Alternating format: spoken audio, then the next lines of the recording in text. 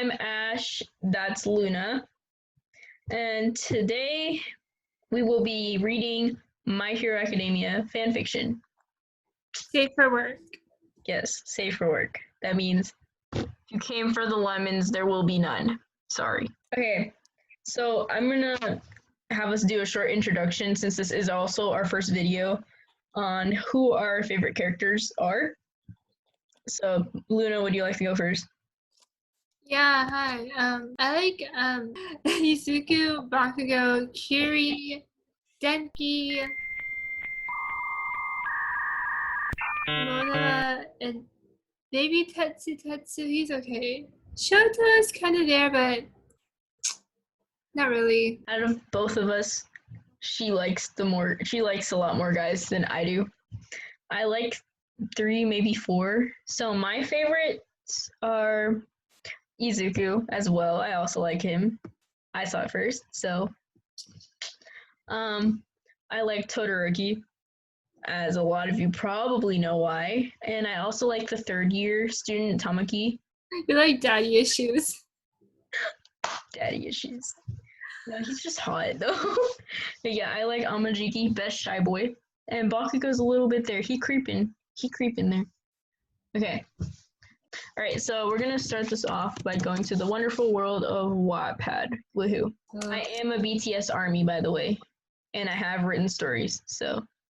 I've written like 3 of them.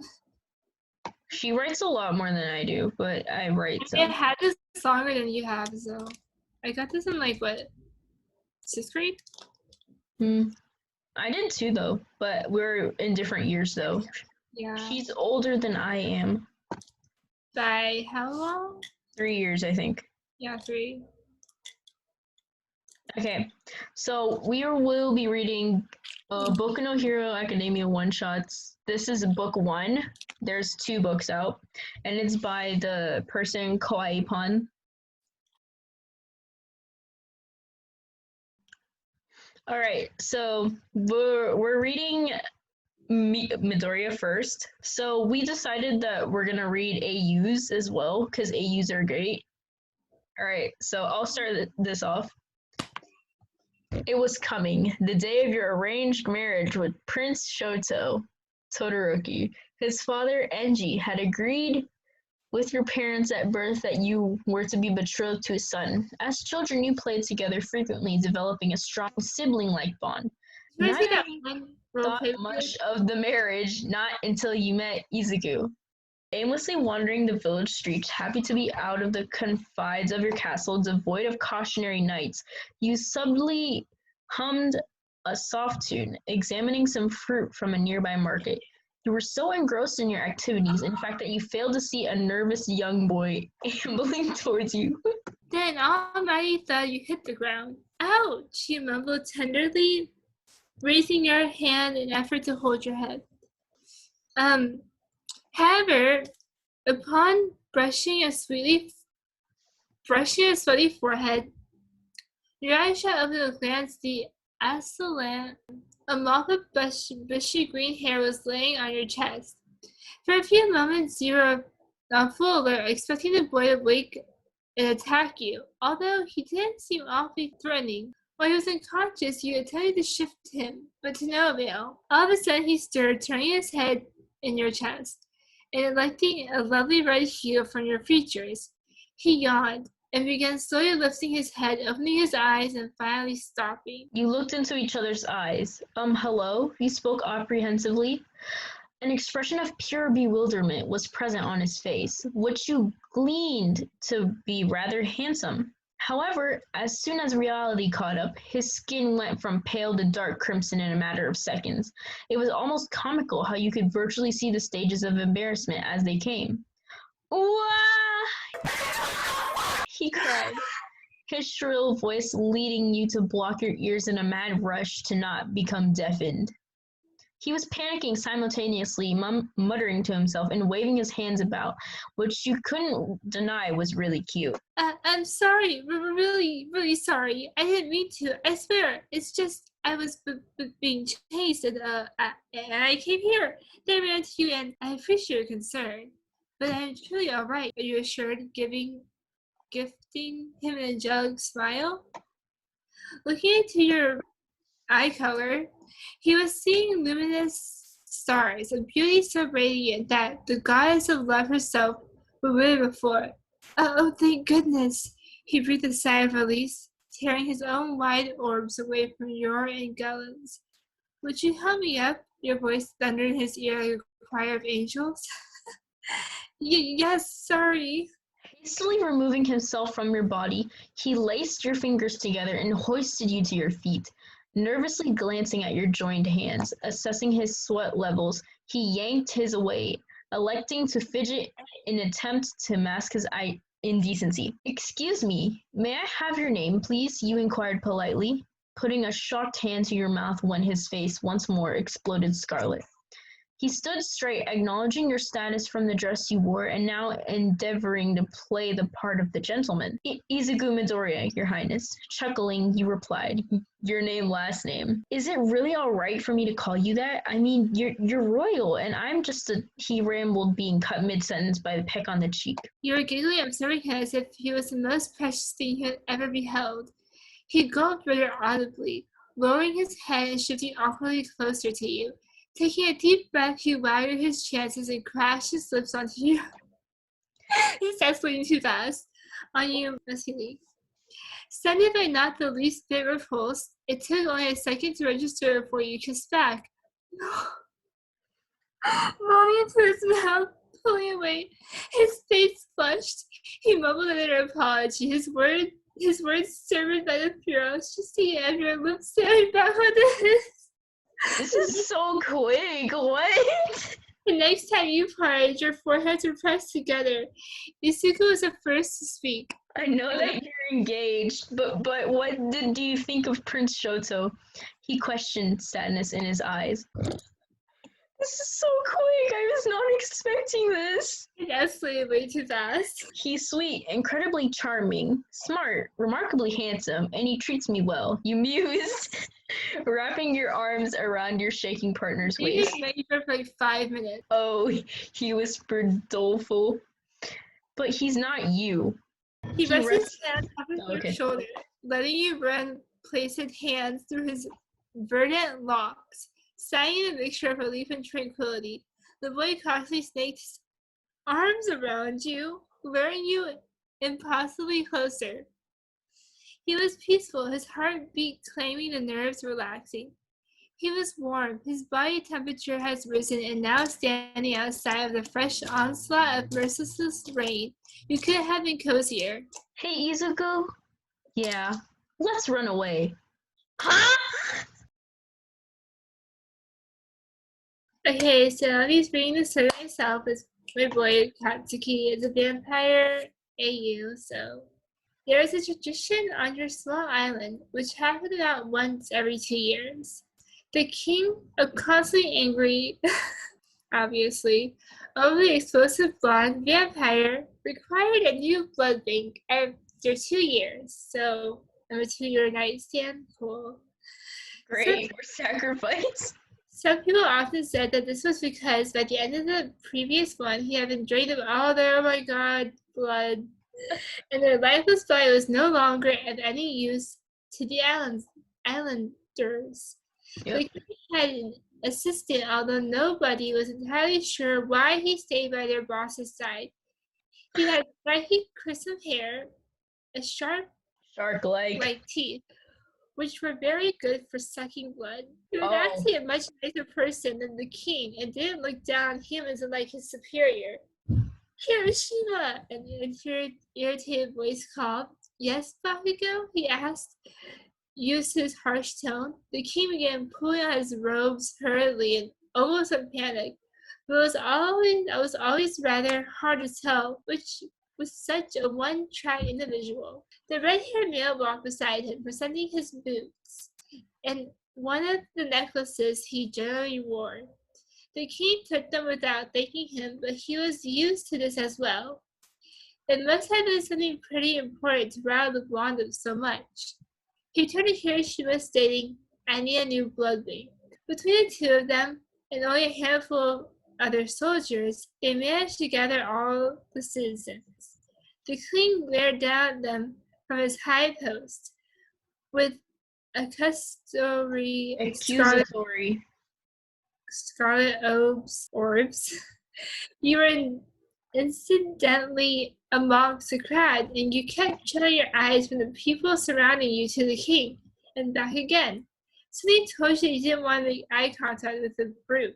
Nobody on the island really knew a whole lot about him, considering that his assistant handled all the financial and business aspects, and the king took the burden of watching everything unfold from above. Well, he did some things to benefit the island, but since it wasn't anything public, you weren't aware of his dealings. However, you had heard the stories about how he would drain an individual dry and then toss him aside. From what others had recounted, he seemed to be a truly heartless, ruthless killer. But the people were too afraid to even attempt to overthrow him. It was said that his assistant had the ability to transform into a brilliant red dragon that breathed fire. It would certainly explain why you had often glimpsed a dragon flying above in the air anyway. All was silent and no one dared move. The king sniffed the air trying to work out who had the most delicate blood. Like a dog, he followed his nose, only stopping once he was directly in front of you.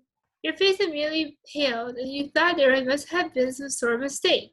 You had never been chosen before, obviously, because you were still alive. But why now then?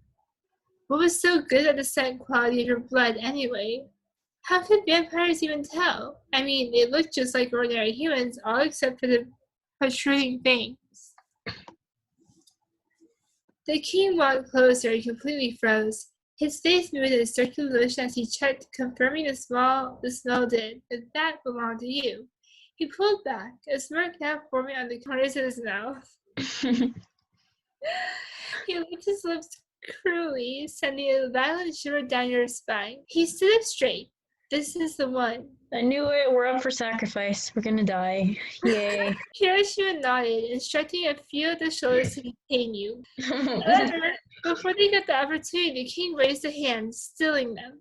Their faces showed confusion, but when they met the eyes of the blonde vampire, they understood that they needed to back down. He looked at you, grabbing your chin to turn your face.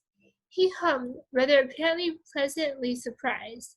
Dropping that hand, he clasped his fingers tightly around your wrist, using nothing but his superhuman strength to drag you along. He refused to let you go, and so you walked in shame towards the palace, multiple soldiers flanking you, just in case you did attempt to escape. At various points throughout the journey, you saw him glance at your neck for a few moments, and then snap his head back and grip your arm a little rougher. Oh. When you arrived at the palace, you instantly noted its superiority to the rest of the island. It was extremely imposing, standing much taller than any village or houses, with the turnus and other artistic features that you had only ever read about in fairy tales. Kirishima recognized the look of awe written on your face and smiled sadly. You probably wouldn't last too long. Aww. Kirishima's such a sweetheart, honestly. I know, right? Bakugo may have a keen nose, but you already seemed to be tired, and he wasn't sure if your body would hold up. Kirishima, prepare our room, he commanded. It was getting spicy. Sure thing, Bakugo. You felt something on your side as you realized that a hand had snaked itself around your waist. A crimson hue threatened to invade your cheeks. But why would you blush for the king? 'Cause he's hot? He was very clearly a vampire who hated humans and only wanted you for your blood. But Bakugo? You asked tentatively. That's your name? Hatsuki Bakugo. You nodded surprised, but then remembered that something strange. Wait, you said our room? Oh yeah, you're sleeping with me while you're here. Oh my god! We're reading my boy Shoto. So we're reading a Soulmate AU by him simply because I wanted to. So Soulmate. This person has a timer on their wrist counting down to when they meet their soulmate. The timer on your wrist had never been something you were proud of. It would tick away the years, months, weeks, days, and hours until you met your fated partner. Gifted with an outstanding quirk and prodigious intelligence, your soulmate was sure to be akin to all your qualities. Growing up in a society of pro heroes and preordained matches, you often wondered if it was a pleasant predicament. Although you still hadn't met your other half, in spite of the passing weeks leading you ever close to your impending encounter, you felt the blithe anticipation wither away. Dissimilarly, Todoroki was ablaze with apprehension, questions, and mild excitement. He wasn't sure he deserved a soulmate when his father's harsh training was underway, and as he matured, Todoroki decided to embrace his fate. He would find you and love you unconditionally. Oh, That's so sweet, oh my god. He refused to be like his father. His wish was solely to cherish you and the future you would have together. Rather than for his father, Todoroki was becoming strong for you in order to protect and allow you a life of comfort. Night after night, he glimpsed at his wrist, watching the time ebb by. You were destined to meet in 3 days. UA was your dream school. Under the guidance of pro heroes, you could train to develop into a kinder, more compassionate person, helping others and looking out for civilians. Your parents waved you off teary-eyed, just another fated couple. Sighing, you let your feet direct you, wandering almost aimlessly through the serene streets, glancing at nothing in particular. Until reaching the gates of UA, students, new and old, zoomed past, eager to arrive early. Stepping into the doorway, your eyes darted from feature to feature, silently admiring the building's artistry. You ambled along the corridor, dragging yourself towards the door reading 1A. This is where you were starting your new life as a hero in training. The classroom was filled with rambunctious teens, seemingly all getting along, though it was hard to tell at times. You found an empty seat at the back of the room and laid down your bag. For the most part, you ignored attempts to make friends, turning away in any and all boys. There was no point looking at your wrist. You hadn't cared about that in a long time. However, Todoroki's impatience overwhelmed him.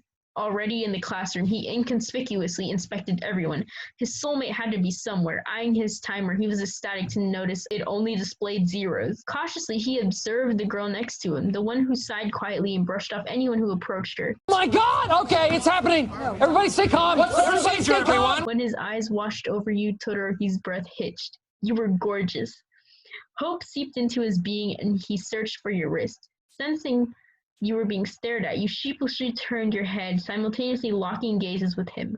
Both of you froze, too awed to speak. He was incredible. Gulping, he elected to try his luck. Hi, he started awkwardly. You nodded. Hello? There was a brief pause, as if Todoroki was racking his brain for the correct way to phrase his question. Please, can I see your wrist? When the words came, he mentally slapped himself. You appeared taken aback and somewhat reluctant to comply with his request. Although as you took in his features, you recognized the glimmer of hope in his mismatched eyes. Rolling up your sleeve slightly, you showed him your timer. To your astonishment, it was all zeros. The feeling of elation in Todoroki's eyes was indescribable. Placing a cold hand on your wrist, he traced the numbers gently. You shivered at his touch, but it wasn't loathsome. Everything you let yourself believe was scrubbed violently from your mind, replaced instead with utter euphoria. Shoto Todoroki. Call me Shoto. Then call me your name. Your name, Todoroki? Oh my god. Man, I'm sorry, that last word got me. okay, so we were going to do an AU theme, but Denki doesn't have that. I'm reading this myself because he's my boy, so. Oh god. Doesn't this seem familiar? He thought your YouTube channel was absolutely amazing. You're actually one of the best players out there, at least to his knowledge. He was a little hesitant at first, but he had bought it into the preconceived belief that the females were all good at gaming. However, when he started watching, he soon changed his opinion. Go Denki. The way you effortlessly completed every game task and made every opponent send shivers down his spine. Your voice only heightened his excitement. It was heavenly and for some reason sounded oddly familiar. He tried to shake off this thought. As he rushed home, his laptop was waiting for him, and so were you. At least that's what he liked to think. This was bound to be an incredibly sensational day. You were finally doing a face reveal. He wore a wide smile, just imagining what you could look like. He figured from your voice alone that you would be a pretty young woman.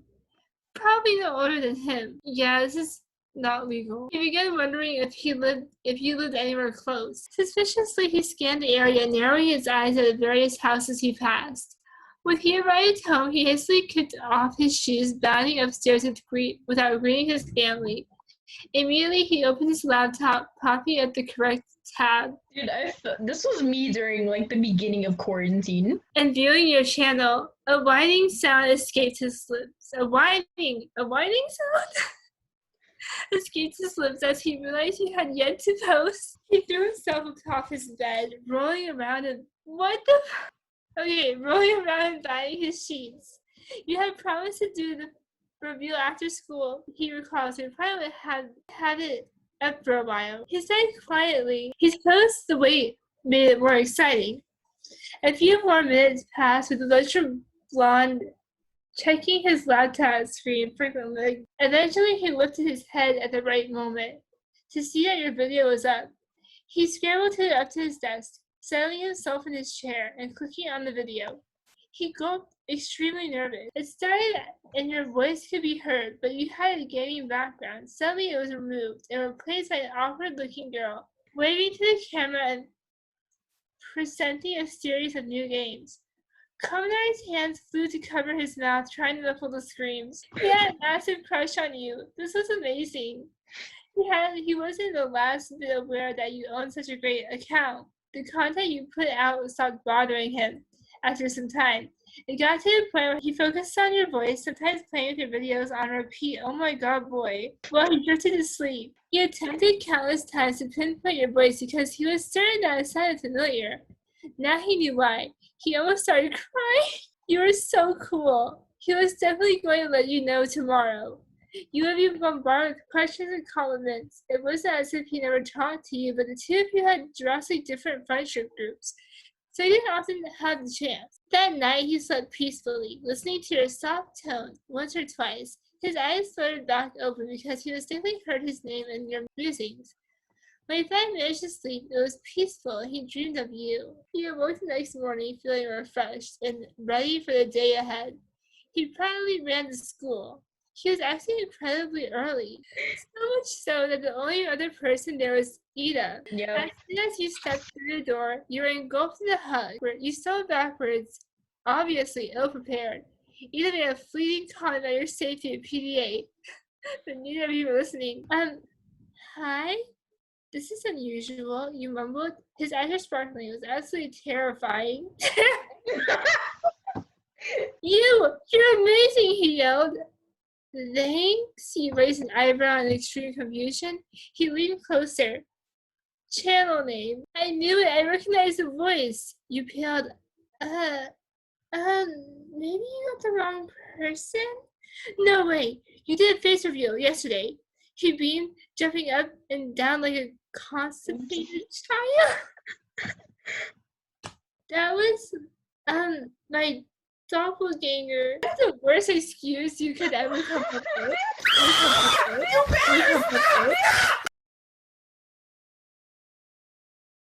Alrighty, so we're gonna be reading my second boy, Tamaki. If you've seen season 4, he's a great character. He's also really shy. Okay, a villain was hurtling towards you, seeming to ride on the wind. It was as if they had been forcibly catapulted, and the trajectory was preset so that the villain would crash straight into you.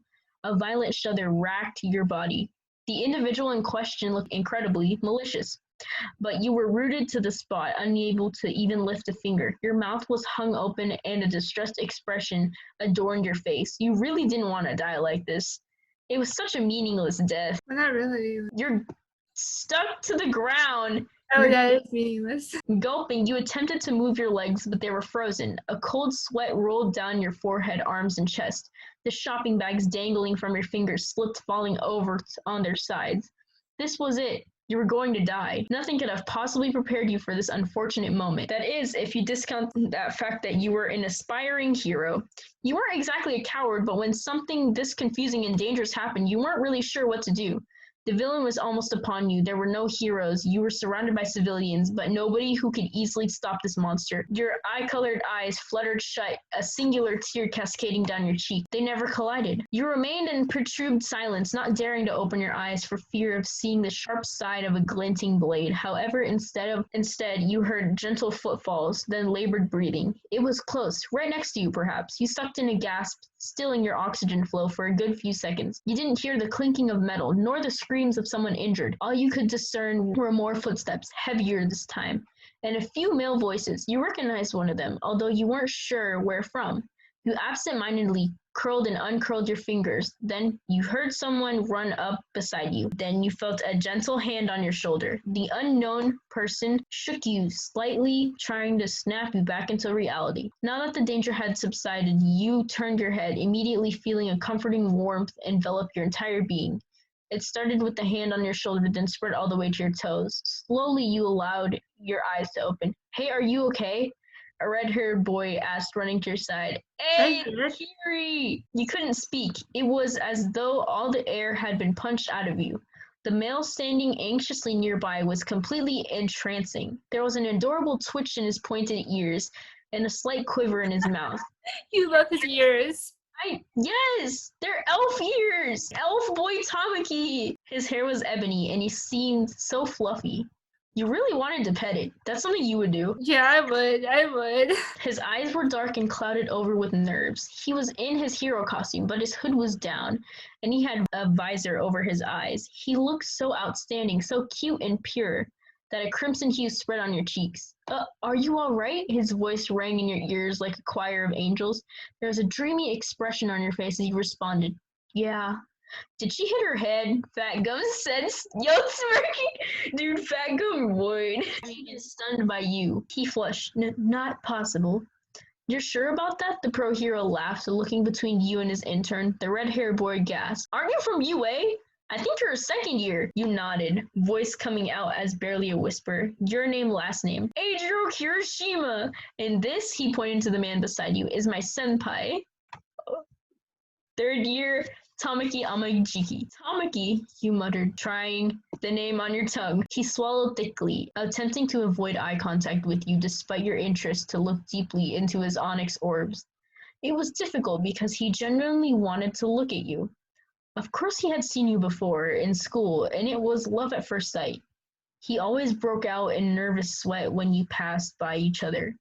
You weren't ever actually looking at him, but he always kept his eyes trained on your figure. He subconsciously tried to glide closer to you in the hallways, just to hear your heavenly voice. He loved your infectious laughter, your bright personality, your compassion, and your conviction. He would often become very despondent upon remembering that you didn't even know who he was, and you probably wouldn't ever have the need to talk to him. You were in different years, in different friendship groups, and you were hardly ever in the same place at the same time. So now that you were practically in his embrace, staring up at him with wide, curious, and affectionate eye-colored orbs, he desperately wanted to look at you. He wanted to pepper you with kisses, cradle you in his arms, and bury his face in your chest.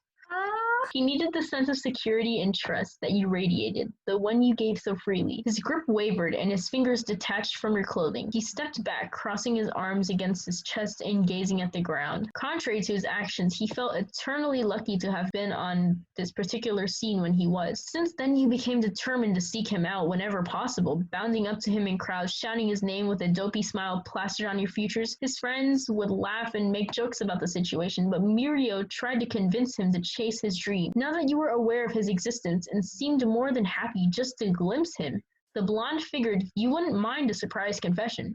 However, he stayed as reclusive and anxious as ever, never once approaching you on his own, instead waiting until you spotted him walking and attempted to strike up a conversation. Despite hardly being able to speak at all during your initial meeting, you were actually complete chatterbox. The shock of that event had long since receded, and you could be yourself again. You were very grateful. Tamaki! Tamaki!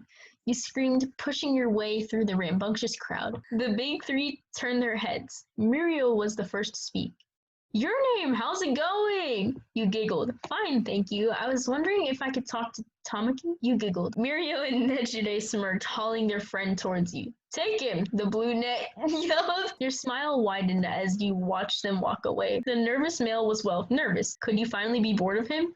After all, he didn't really do anything to acknowledge you. He wanted his overwhelming feelings to disappear already because they were annoying and he didn't think he was worth your time or effort. Tamaki, you spoke softly, causing his ears to twitch. He mumbled, yeah? You bowed. I don't think I ever actually said thank you for saving me that day. I'm sorry about that, but I was puzzling over how to say this. He was completely silent, holding his breath. When you didn't hear his voice, you gulped, continuing, I think you're really cute and sweet, and you have an amazing quirk. I really appreciated what you did for me, and please go out with me. His entire face felt like it was on fire. Go out? You nodded. I want to be your girlfriend. Is that all right? Am I asking too much? Well, he sputtered. I'm sorry. I shouldn't have said that. You lowered your head. He squeaked. No, yes, please. Yes, you asked? Unable to believe what you were hearing, he nodded embarrassed. I want to be your boyfriend. Shy boy! That's shy boy! We're both gonna read this one. We're a little bit uncomfortable reading Aizawa simply because, well, he's a teacher. older. I mean, I have legal age. She's not. She's 16. We barely read Aizawa. Like, it's not that I don't hate him, but I know a lot of He's a great teacher, honestly. Yeah, great teacher, 10 out of 10. But we're reading this through our uncomfortableness because we know you guys like it, so. I'll do a different teacher next time. We're doing Just not request safe your teachers. Request them. We love your Yes, requests. please request the teachers, even if we get uncomfortable. We're doing it for you guys. I'll start this one off since you started the other one, I think. Okay. You never said being a pro hero and teacher was easy. Lied. Every few minutes, a yawn escaped your mouth, signaling that you were in need of well-deserved sleep. Ambling along streets far from the prestigious school, you chanced upon an alley containing a cardboard box, in which there were 4 quite adorable balls of fluff. Cats! With a tender expression, you wandered closer, wondering how such an adorable creature could ever be cast out. You sit down your bag, eyeing the kitten sadly. I'm so sad. Raising a hand along the fuzzy head of one of the happy soul, a gentle smile formed on your features. The cat nuzzled itself against your palm, subconsciously making the others jealous. In a matter of seconds, they were all swarming around the first, itching for your delicate care. So cute, you whispered, softly kissing their heads. How could anyone have abandoned you? Hands still tracing the intricate patterns of their bodies, you wondered aloud, failing to register the presence now only a few feet away. He didn't move, so it was a while before you noticed his company, though as you did, you jolted into a fighting stance, fully prepared to use your quirk to defend these furballs. Observing him for a mere moment, you gathered that he was recognizable. A villain? Gasping lightly, you went to attack. However, you found yourself unable to use your quirk. You stared at the strange man, shocked until deeming him even more of a threat and making to deal with him using your physical power. He dodged every single move of your assaults, managing to eventually pin you to the ground. You struggled, becoming more relieved when you were released, although you were now alert. Moving back and once more preparing to attack, he sighed. I thought pro heroes didn't use allies, he droned. You gasped at the man as if he was insane. How could he be so very bored? Taking his appearance, you wagered that he was a little older than you, unshaven and extremely tired. Your mind was flipping between episodes of should I apprehend him to what are the cats to he's actually quite hot. Another series of deep sighs, his disinterested voice rang in your ears. They're okay, the cats. He felt the need to clarify when your face showed a mystified visage. Huh? Oh yeah, I found them here, so I came to check, you replied, studying him carefully. Apparently he wasn't too fond of this, as he told you not to look at him so much because your gaze was irritating. My pride won't allow animals, he stated, reaching down to pet the kittens. They were really just dumped here. Your tone sounded a fair amount, indicating that you did not wish to leave the poor cats alone in this side street. Can you keep pets? Question, staring at the fluff balls with a softer expression. I guess maybe. The prospect of raising 4 kittens dumbfounded you. Would there really be enough time in your schedule? After all, you were a UA teacher, and being alone in your apartment made things worse. There would be nobody home for the majority of the time. It would almost be like they were back out on the streets. The man appeared to notice your distress, yet he also saw the excited glint in your eyes. Sighing, he turned to you, lazily extending a hand. Shota Aizawa. A villain? You asked cautiously. He nodded, looking as if this whole ordeal was a great encumbrance, like the situation was too much effort to bother with. Look, if you're bothered about not being home, I can stay with them, he yawned, reminding you just how tired you actually were. Pausing, you considered his comment. Well, at least until you realized the implications. A blush dusted your cheeks, and you rushed to stammer some more coherent words. But shouldn't you only go to a girl's house if you're dating? Head spinning, you contrived a nonsensical sentence, causing the male in front of you to glance back idly. Then, we just need a date. That was smooth. Oh my god. So smooth. That was so smooth. This is book 1 by Kawiipon. It'll be down in the description below if you guys want to read it yourself. I'll also be linking my Wattpad account and her Wattpad account as well as her YouTube. And yeah, thanks for watching this. This was kind of cringy, but you know, great for both of us, especially since we're in quarantine times and there's what else can we do? We just wanted to lift people's spirits in the sad that's going around. All right, so bye guys. Thanks for watching.